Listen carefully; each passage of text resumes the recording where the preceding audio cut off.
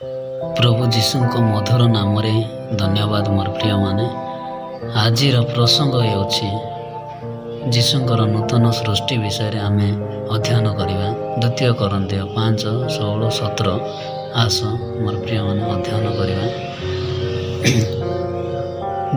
ख्रीष्टंकटारे नूतन सृष्टि हत एवं आजिटारू आमे माने शरीर अनुसार कहारी को जानू नाहु।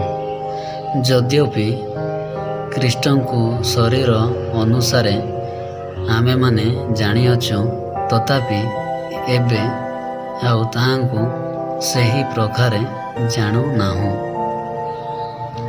एणु जदि केही ख्रीष्टंकठारे अछि तेबे से नूतन सृष्टि होइअछि।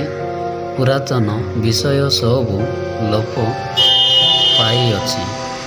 देख नूतन विषय सबु होइअछि, किंतु समस्त विषय ईश्वरଙ୍କ ठारू होइअछि। से ख्रीष्टଙ୍କ द्वारा आपणा सहित आमମାନଙ୍କୁ सम्मिलनी करिअछन्ति ओ ସେହି सम्मिलनर सेवक पद आमମାନଙ୍କୁ ଦେଇଅଛନ୍ତି। ସେହି ସମ୍ମିଳନୀର ବାକ୍ୟ ହେଇ ଈଶ୍ୱର ଖ୍ରୀଷ୍ଟଙ୍କଠାରେ ଜଗତକୁ ଆପଣା ସହିତ ସମ୍ମିଳିତ କରୁଥିଲେ। ସେ ଜଗତବାସୀଙ୍କର ଅପରାଧ ଗଣନା ନ କରି ସେହି ସମ୍ମିଳନ ବାକ୍ୟ ଆମମାନଙ୍କୁ ନିକଟରେ ସମର୍ପଣ କରିଅଛନ୍ତି।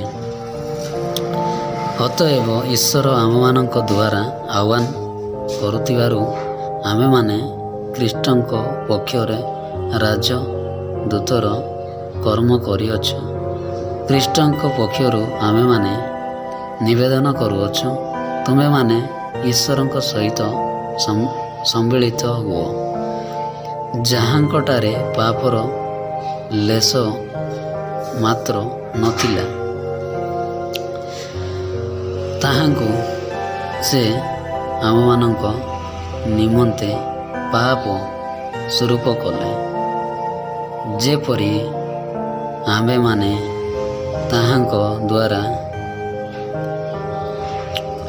ଈଶ୍ୱରଙ୍କ ଧାର୍ମିକତା ସ୍ୱରୂପ ହେଉ। ଆମେନ୍।